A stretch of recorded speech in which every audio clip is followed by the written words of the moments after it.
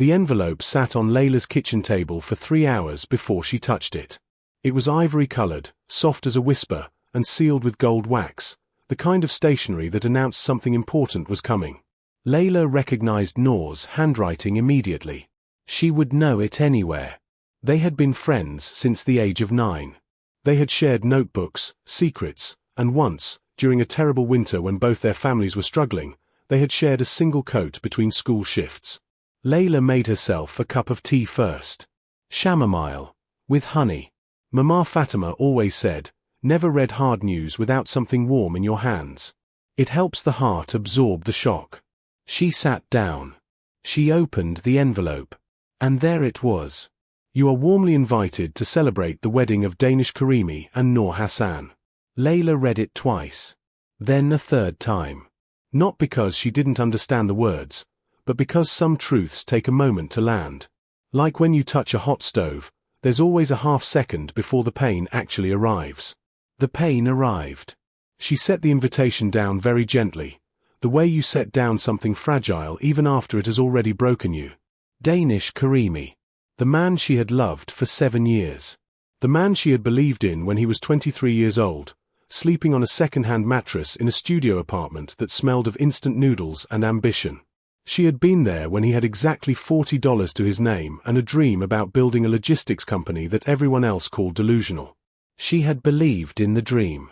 She had believed in him. Layla worked 2 jobs during those years. During the day, she managed inventory at a warehouse. In the evenings, she waitressed at a small restaurant near the harbor where the tips were decent if you smiled enough and remembered what people liked. She smiled. She remembered. She brought every extra dirham home and put it toward Danish dream like she was planting seeds in soil she was certain would one day bloom. She skipped vacations. She wore the same 3 pairs of shoes for 2 years. When her gold bracelet, the one her late father had given her, needed to go to pay for Danish's first business registration fees, she handed it over without a word. Danish had cried that day.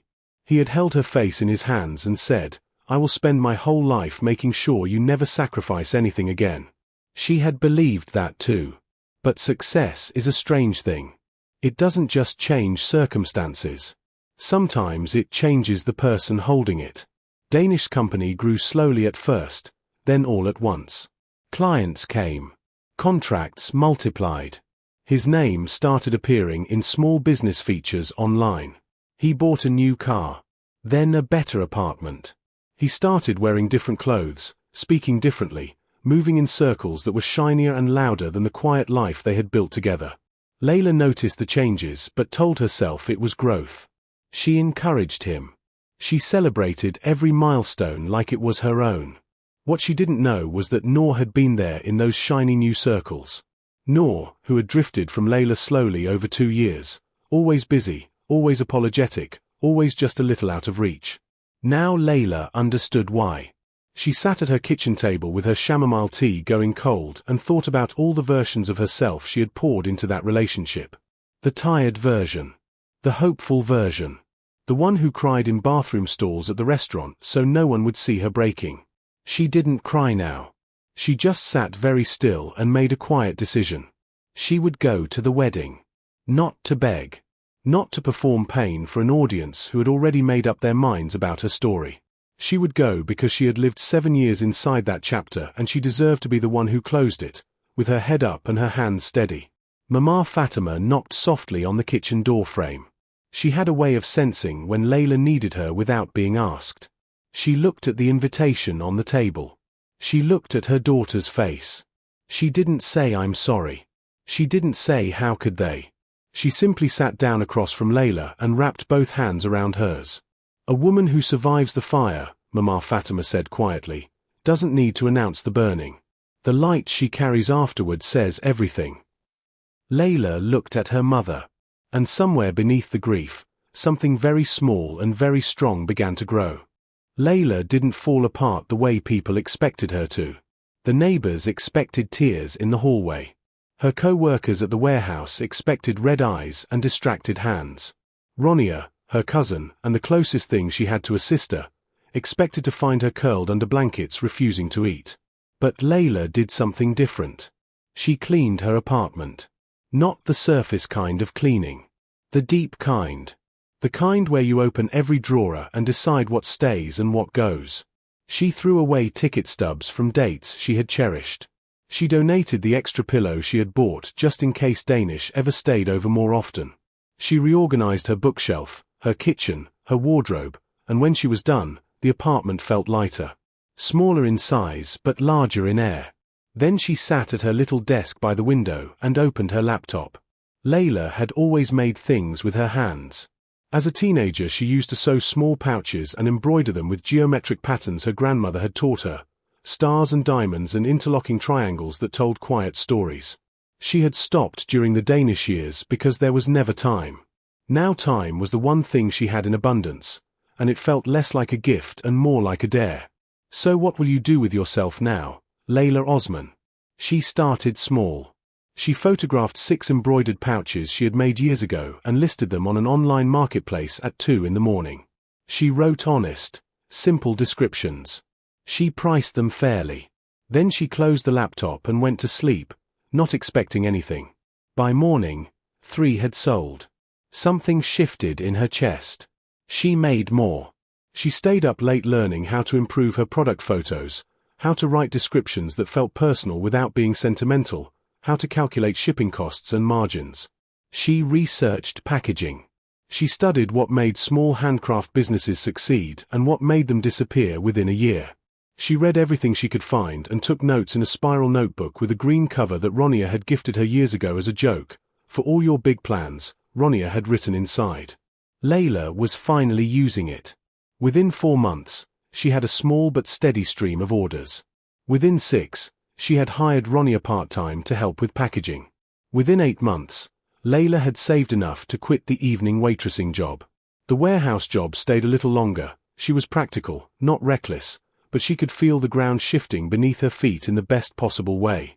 It was Ronia who convinced her to attend the Small Business Development Conference held at the city's convention center on a rainy Thursday in November.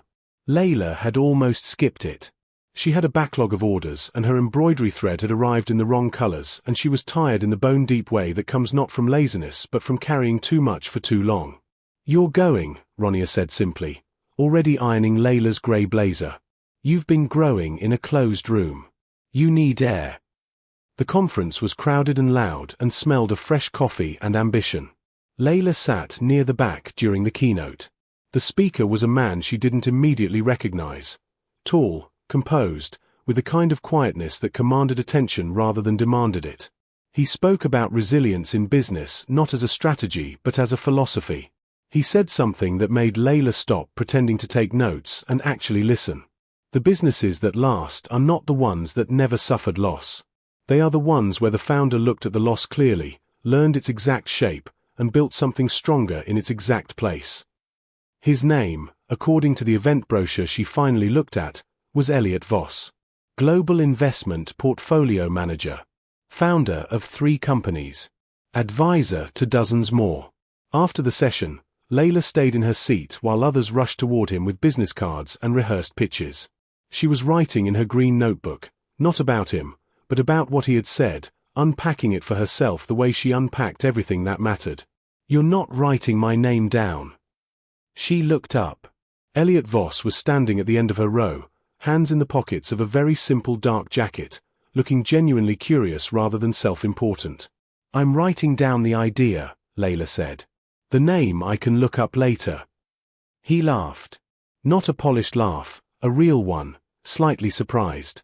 He sat down 2 seats away, which was close enough to talk and far enough to be respectful. "What's the idea?" he asked.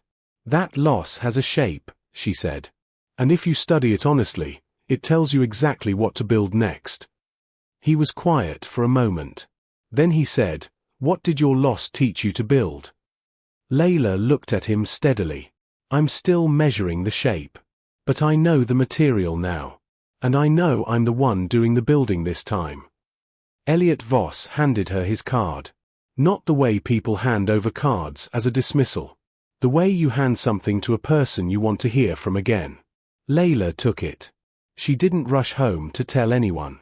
She put the card in her green notebook between 2 pages of her own notes, went home, finished her backlog of orders, and only after the last parcel was sealed did she allow herself to sit quietly and feel the small, careful possibility of something new beginning. She didn't know yet that Elliot Voss would become her mentor. She didn't know he would look at her small embroidery business and see the infrastructure of something far larger. She didn't know that in 18 months, the two of them would be co-developing a platform that connected artisan craftswomen across 4 countries to global ethical retail markets, generating revenue that would make her old warehouse salary look like a rounding error. She didn't know any of that yet. She just knew that for the first time in 7 years, every decision on her desk had only her name on it. And that felt, quietly and completely, like freedom. The second invitation came 6 weeks before the date. A formal reminder card slipped under her door. Layla assumed by Noor, since Danish would never have had the nerve to do it himself. Ronja found it first and held it at arm's length like it was something that might sting. "You're not going," Ronja said. It was not a question. "I am," Layla said, from the kitchen where she was packing a shipment. Ronja set the card down on the counter. "Layla, why would you do that to yourself?" "I'm not doing anything to myself. I'm doing something for myself." Ronja sat on the stool across the counter and studied her cousin's face the way she always did when she was trying to find the hidden architecture of Layla's decisions. Ronja was loud and warm and protective in the way of people who love fiercely and cannot understand why everyone else doesn't feel things at maximum volume. "They will stare at you," Ronja said. "They'll be waiting for you to break. Danish family, Noor's cousins. You know how people are.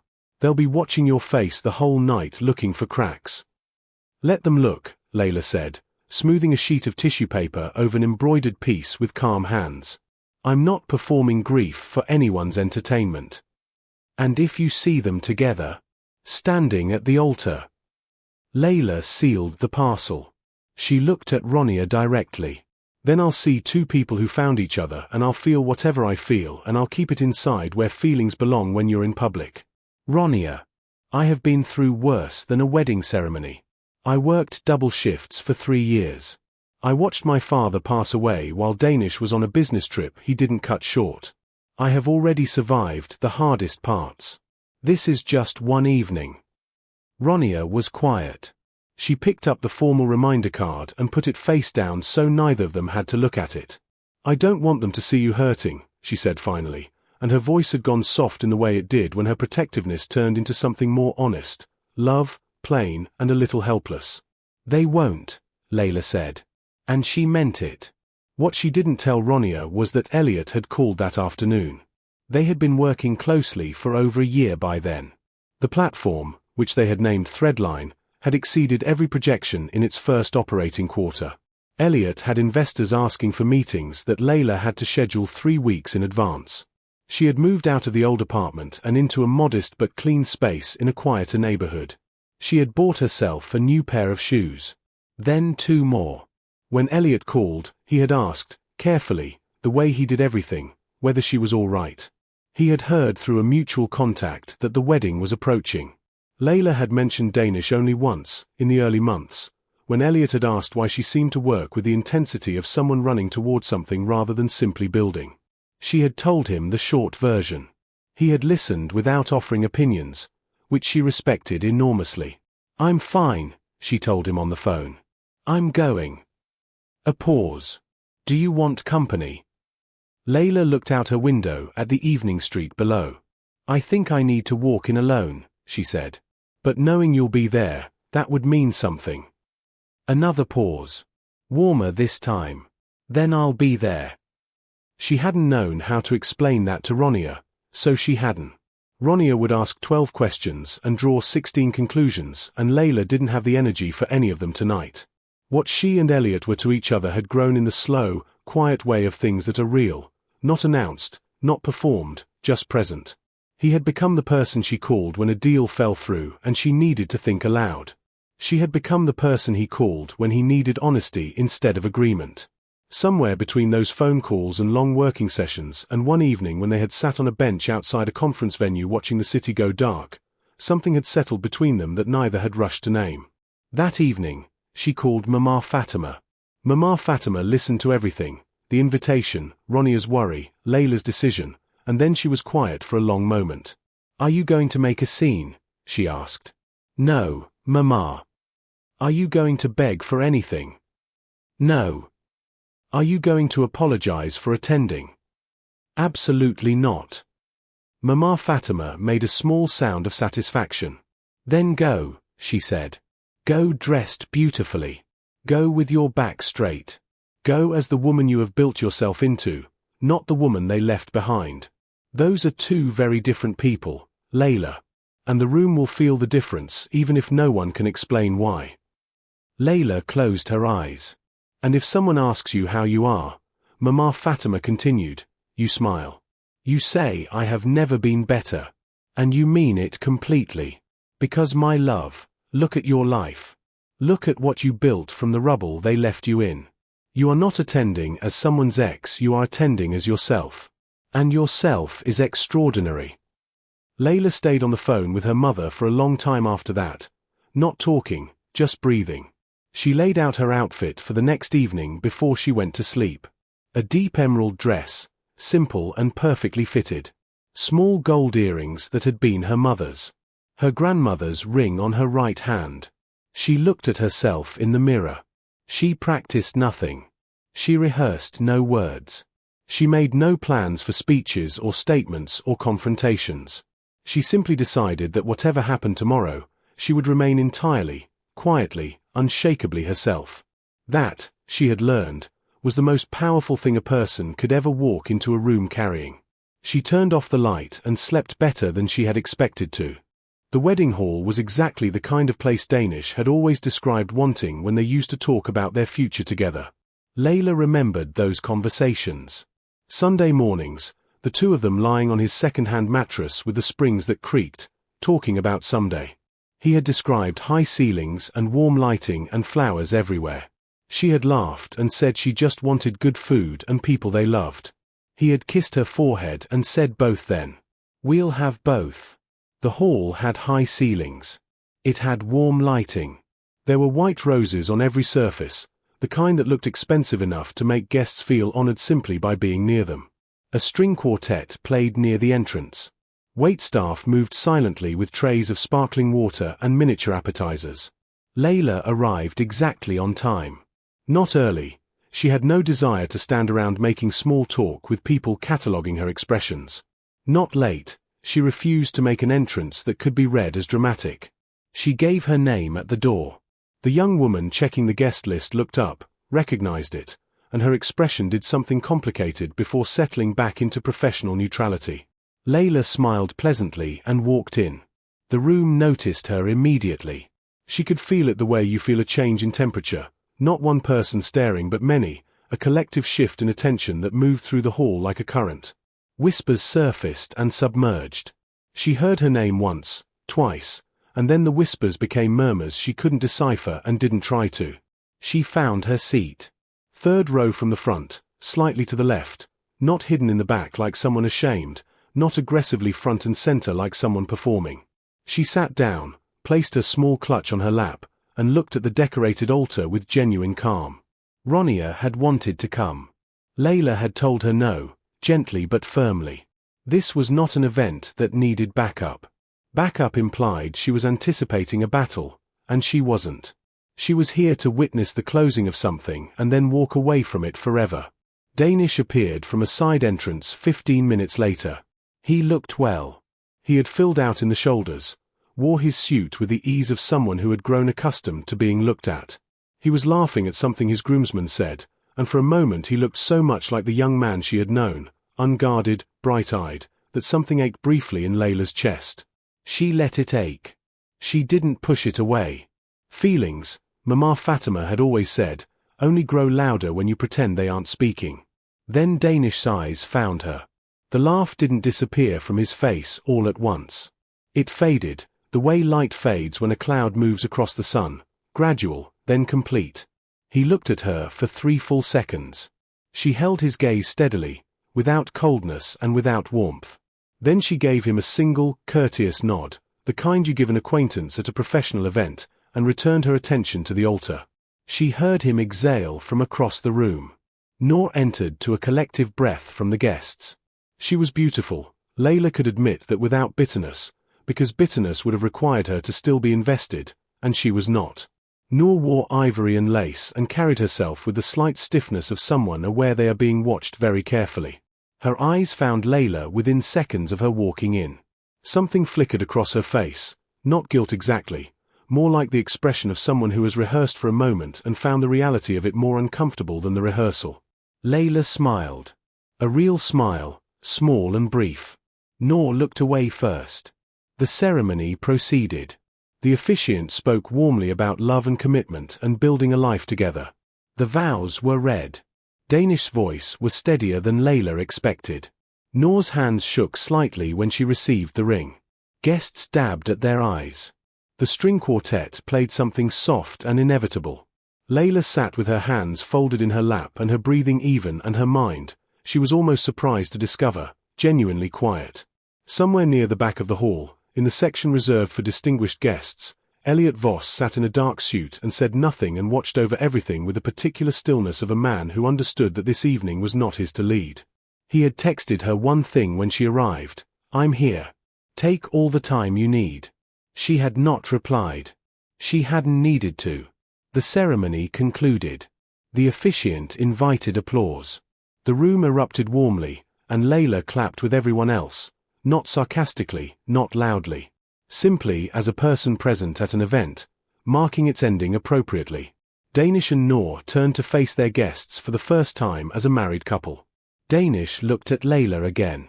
She couldn't read the whole of what was in his expression, there was too much layered into it. But beneath whatever surface feeling was there, she recognized something that looked remarkably like the dawning of a realization he was not ready to have in public. She felt no satisfaction in it. That surprised her.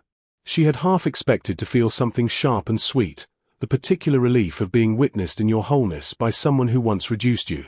But what she actually felt was closer to completion. Like a sentence that had been left unfinished for 7 years had finally been given its period. Not a triumphant period. Just a quiet, necessary one. The host moved to the microphone to begin the reception portion of the evening. And then he said something that made the murmuring room fall into curious silence. "Before we begin the celebration, we have been asked to give the floor briefly to a special guest who would like to say a few words." He looked toward Layla's row. Layla stood. The room became very still. The kind of still that happens when people collectively hold their breath. She walked to the stage with the posture of someone who had nothing to prove. Her emerald dress caught the warm light. Her grandmother's ring caught it too. She accepted the microphone from the host and turned to face a hall full of people who were waiting, almost desperately, for something to happen. She let the silence last one moment longer than was comfortable. Then she spoke. Her voice was low and clear and unhurried. "I'll be brief," she said. "Because the best things usually are." She looked at no one in particular and everyone at once. 7 years ago, I made a decision to pour everything I had into someone else's dream. I did it wholeheartedly and I have no apologies for that. What I gave freely. But freely given doesn't mean it cost nothing. The room was a held breath. What I want to say tonight, the only thing I came here to say, is thank you. To this chapter. For teaching me the exact shape of what I was worth, she paused. And for introducing me, indirectly, to someone who saw that worth clearly from the very beginning.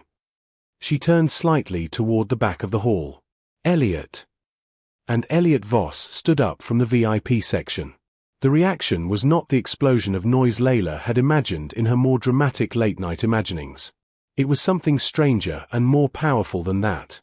It was a room full of people going completely, utterly silent, and then fracturing into sound all at once, a wave of whispered names and sharp intakes of breath and the particular chaos of a crowd revising everything they thought they understood about the evening. Elliot Voss was not unknown in this city. He was not unknown in many cities. His face had been on the cover of 2 business publications in the past year. Several people in this room had tried to get meetings with him and been politely redirected. He stood calmly, buttoned his jacket with one hand, and looked at Layla the way a person looks at the one thing in a room that actually matters to them. Layla turned back to the microphone. "I stayed quiet tonight," she said softly, "because I didn't come here to compete.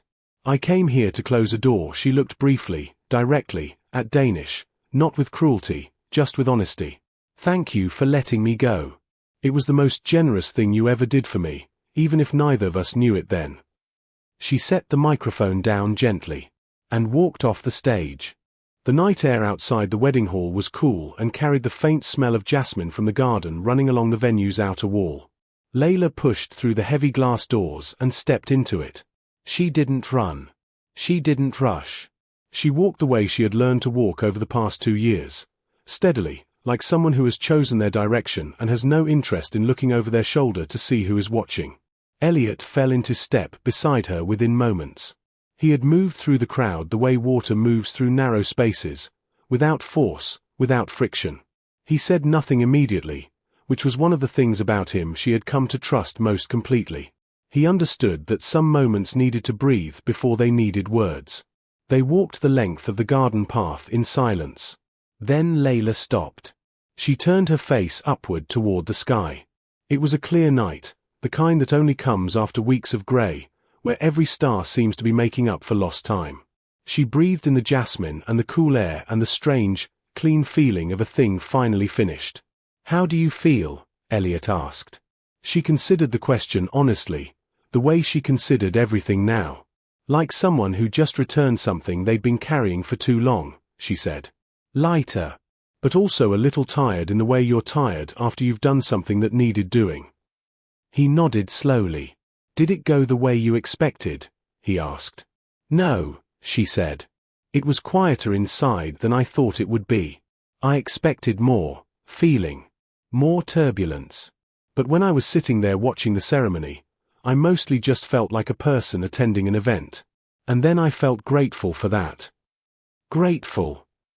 That I had done enough work on myself that watching him marry someone else didn't undo me. She looked at Elliot. 2 years ago that room would have destroyed me. Tonight it was just a room. Elliot was quiet for a moment. Then he said, gently and without theatre, you were never going to be destroyed by that room, Layla. You were always bigger than what happened to you. You just needed time to catch up to what you already were. She looked at him for a long moment. There were things between them that had not yet been said in the direct, explicit way that some people required.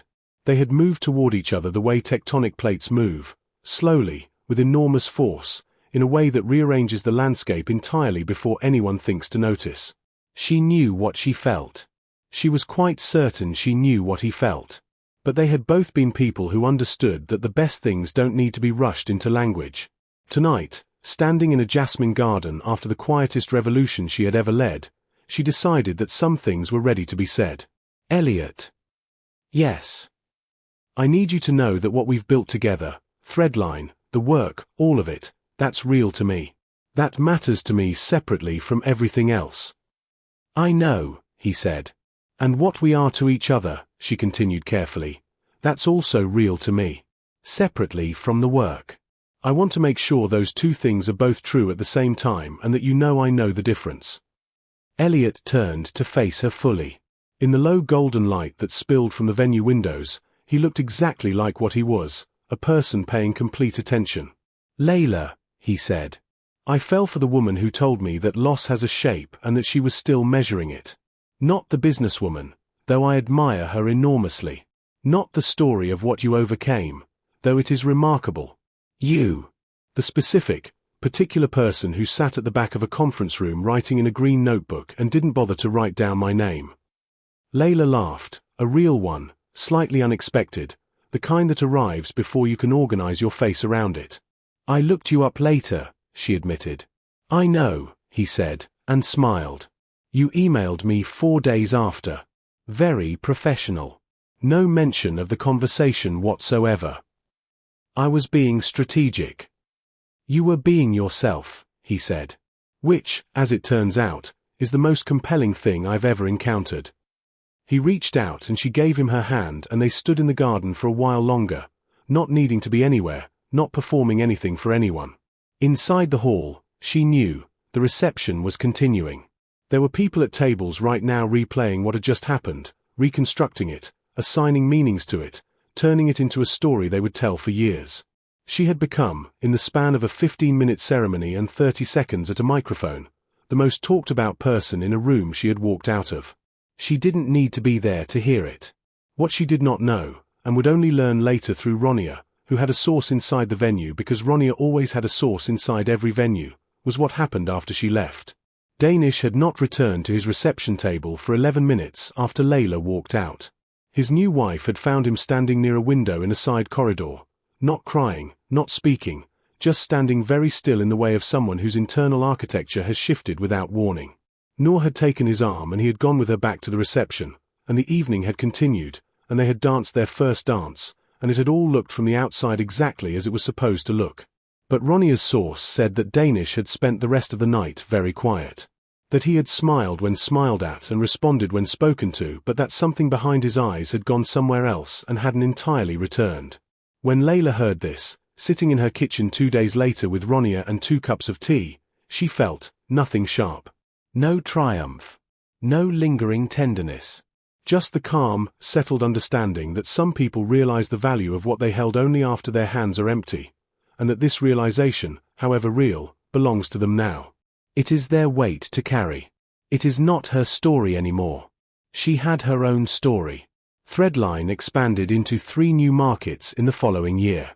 Layla was featured in a profile piece in a business publication. She asked them specifically not to mention Danish, and they respected that, because the story of what she had built was extraordinary entirely on its own terms, without requiring the story of what she had lost. Mama Fatima came to stay for a month when the profile was published. She read it 3 times, once aloud at the kitchen table with Layla beside her, and at the end she folded it carefully and put it in her bag to take home. "I'm keeping this," she said simply. "I know, Mama." Ronia framed it. Layla pretended to be embarrassed. She wasn't. On a Tuesday evening in late spring, unremarkable in every external way, which made it feel exactly right, Elliot told Layla that he loved her. Not at a dinner or during a planned conversation. He said it while they were both working, sitting on opposite ends of her sofa with laptops and cold coffee. And he said it the way you say something true that you've been quietly carrying for a while and have finally decided deserves air. Layla looked up from her screen. "I know," she said. He raised an eyebrow. "I've known for a while," she said. "I was waiting for you to catch up to it." He laughed, fully, genuinely, and she went back to her work, smiling at her screen, and that was that. No grand gesture. No performance. Just 2 people, sitting in an honest and ordinary moment, finally saying what was already completely true. She thought sometimes about the girl who had opened an ivory envelope at a kitchen table and felt the world rearrange itself in her chest. She thought about that girl with tremendous tenderness. That girl had believed so completely in someone else that she had forgotten to believe in herself, and that is not a failure of character, it is a failure of information. She simply hadn't known yet what she was capable of. She hadn't had the evidence. She had it now. She kept the green notebook on her desk. It had 3 pages left, and she had decided she wouldn't start a new one until it was finished. On the inside back cover, in her own handwriting, she had written something Elliot had said to her once during a difficult quarter when 3 deals had collapsed in the same week and she had sat across from him feeling more exhausted than she had words for. He had looked at her and said, quietly, "The market didn't break you. The betrayal didn't break you. The hardest year of your life didn't break you. Layla, what exactly are you afraid can?" She had written it down that night. She read it sometimes. Not because she needed reminding anymore, but because she believed in honoring the moments that changed you, the way you honor the people who helped build you, with attention, with gratitude, and with the understanding that nothing that has shaped you into someone stronger was ever truly wasted.